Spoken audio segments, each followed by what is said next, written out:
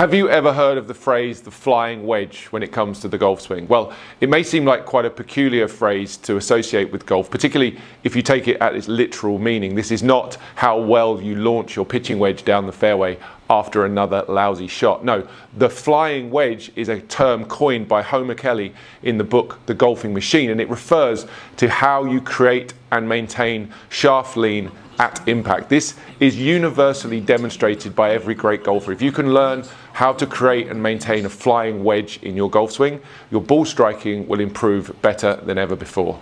So to give it its full name, the right forearm flying wedge is the angle or the wedge shape created between the right forearm for a right-handed golfer and the shaft. So this angle is referred to as a wedge shape. And the flying aspect of this is really the fact that it's moving. It's moving around the golfer. And in the best golfers, they're able to conserve the wedge, keep it intact at impact. That helps to deliver better shaft lean, better compression, better ball striking in general. The radius of the golf swing is better managed when you maintain and conserve the flying wedge. So today I'm going to show you exactly how to do that, some drills and some exercises that you can put into play at home or at the range next time you're practicing in order to improve your ball striking. So what makes this flying wedge so important, and why do so many of you struggle to maintain it? Well, first of all, why is it so important? As we deliver the club towards the ball, maintaining some degree of shaft lean, meaning that the shaft is trailing or still behind my lead arm by virtue of the fact I'm maintaining this flying wedge angle with my right arm and the shaft. The fact that the shaft is still trailing my lead arm means that I have some amount of down built into this swing. I'm going to still strike down on the ball, hit the ball first and the ground second.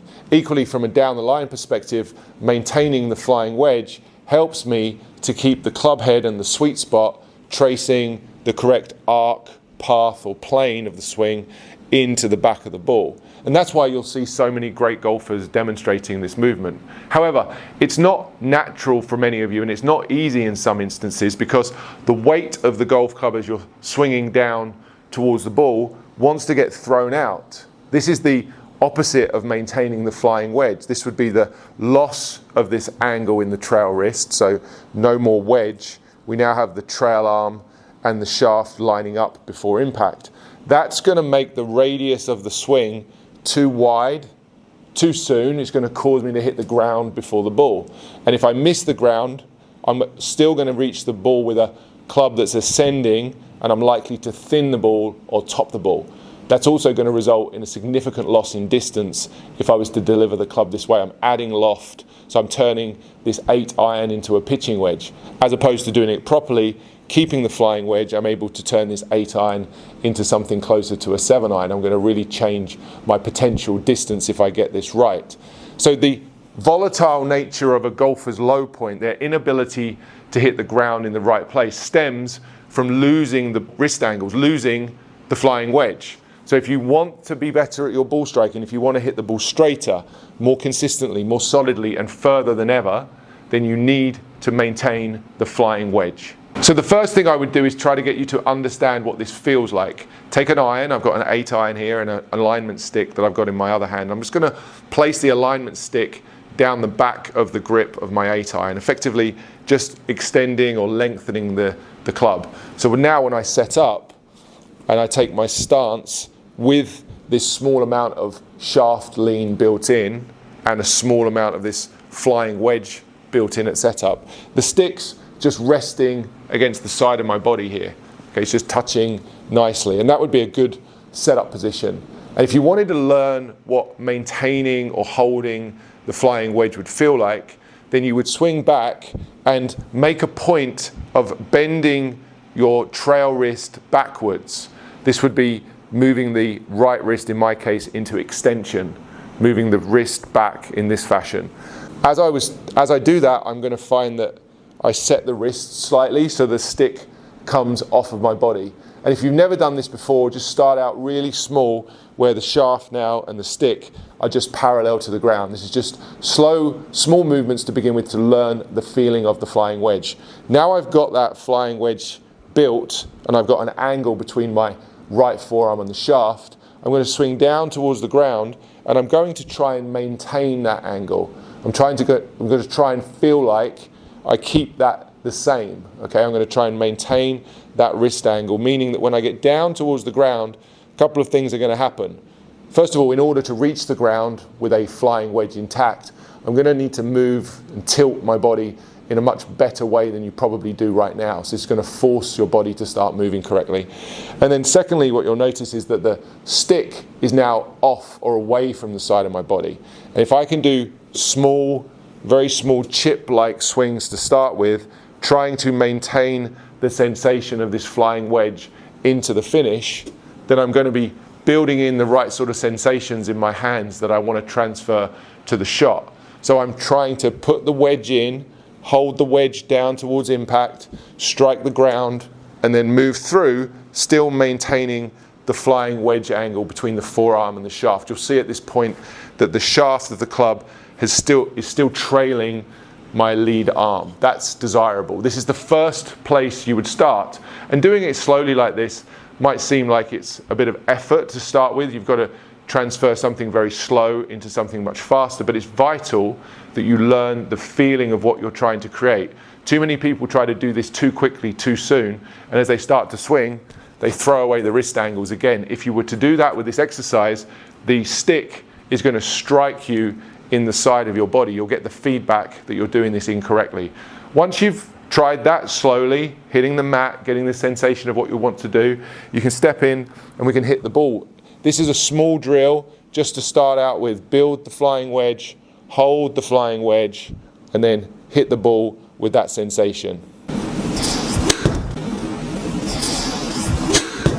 That's the movement you'd want to start with. Something that just creates excellent contact and great structure in the wrists and the arms. You'll see on the screen that ball went 64 yards. So this is a small swing, not one with great power. To start with, I'm more interested in getting the mechanics correct than swinging quickly. But you could progress with this exercise, keeping the stick in place and holding it off your body to a point where you could go faster and faster and start to build up the distance while still being very cognizant of maintaining the flying wedge. This one will be a bit longer this time.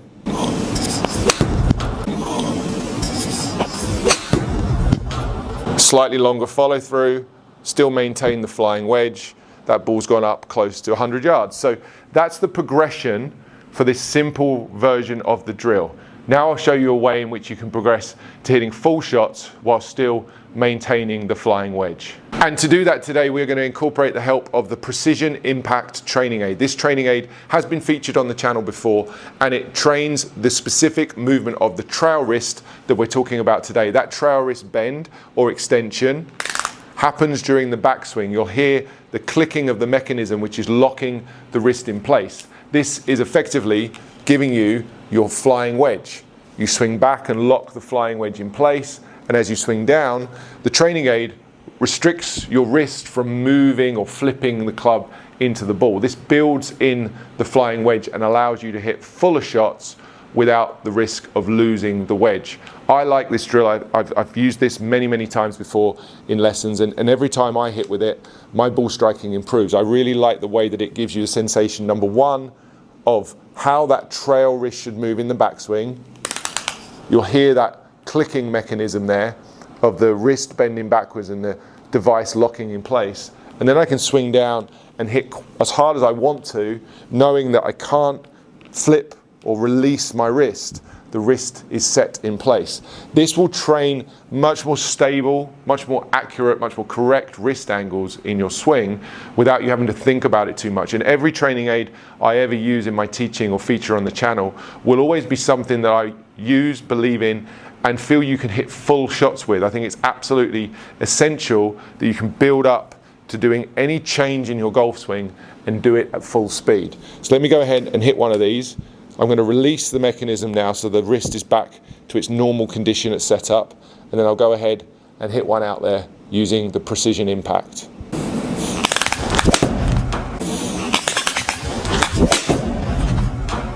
Every time I hit with this thing, it feels really solid off the club face, and it gives me a sense of stability with the contact that I really like.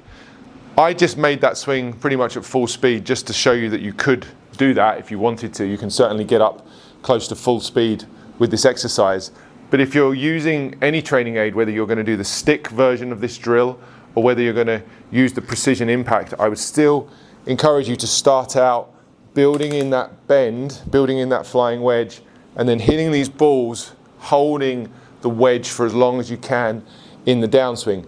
For 99% of you watching this video, which probably means you watching, yep, you, it probably means you. For 99% of you, you do not do this enough. So doing more and exaggerating this piece will be extremely useful for improving your ball striking. Bend that wrist back, hold the flying wedge. Now you know what the flying wedge is. You build it in, you hold it, and you keep it. That's going to encourage the best ball striking of your life, and it will get you to a point where you're more consistent than you've ever been before.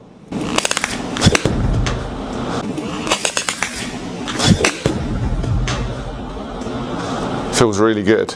Such a good contact. It's really clean off the club face.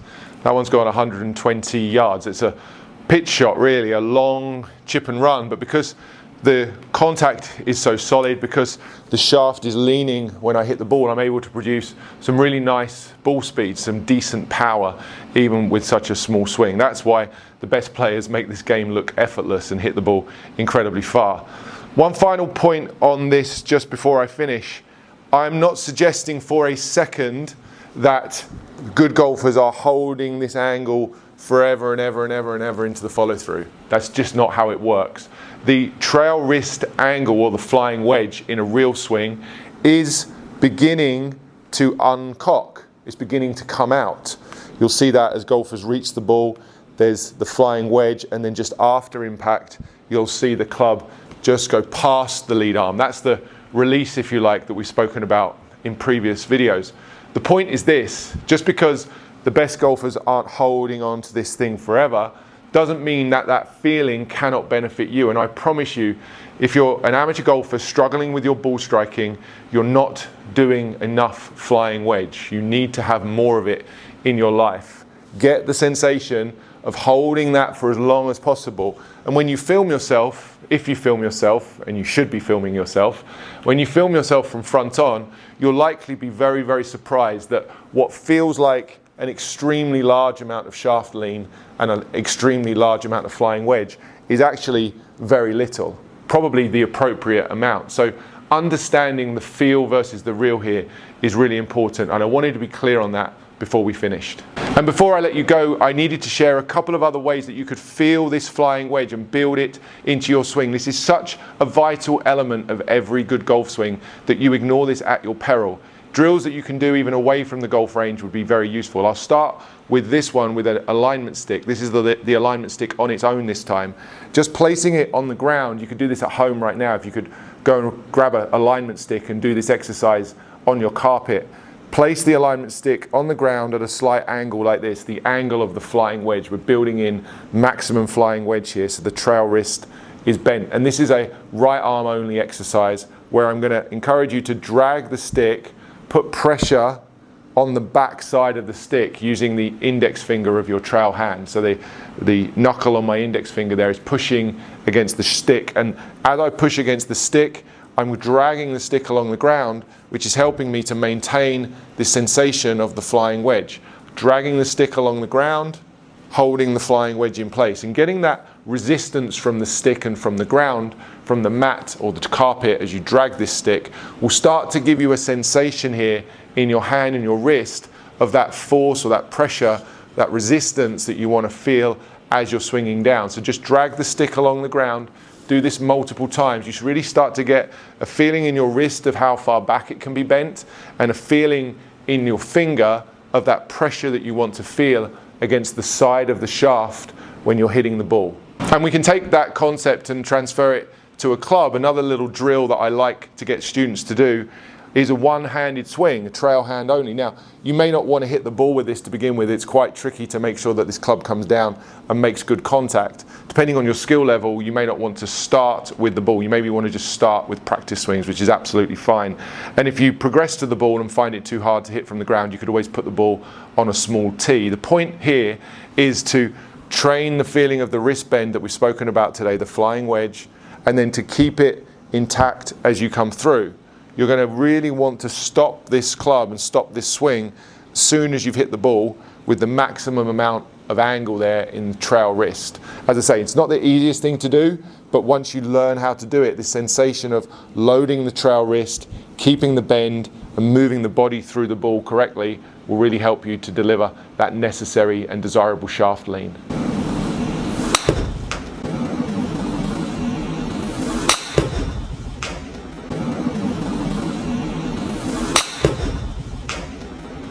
That one was actually a bit longer than I intended to do. The momentum of the club went a little further in the follow through, but at the point of impact, that really felt like I had a lot of lean. Now, as I said to you before, if you're filming your swing, you may be surprised at how little shaft lean there really is at the point of impact, because the weight of this club is being thrown towards the target. That only emphasizes and re-emphasizes the need for you to exaggerate this movement. Most of you, 99% of you watching this video, do not have enough flying wedge. I hope you found the information in this video useful. This drill can be applied to every club in the bag, and it's for every level of golfer. So get out there, try those different versions of the drill, add some flying wedge to your game, and see your ball striking improve. So now you know what the flying wedge is, you can impress your buddies at the weekend, not only with your newfound knowledge of the Golfing Machine book, but also your newfound improved ball striking, which I think will be even more impressive. If you really want to get better at hitting the ball more consistently, more solidly than you ever have before,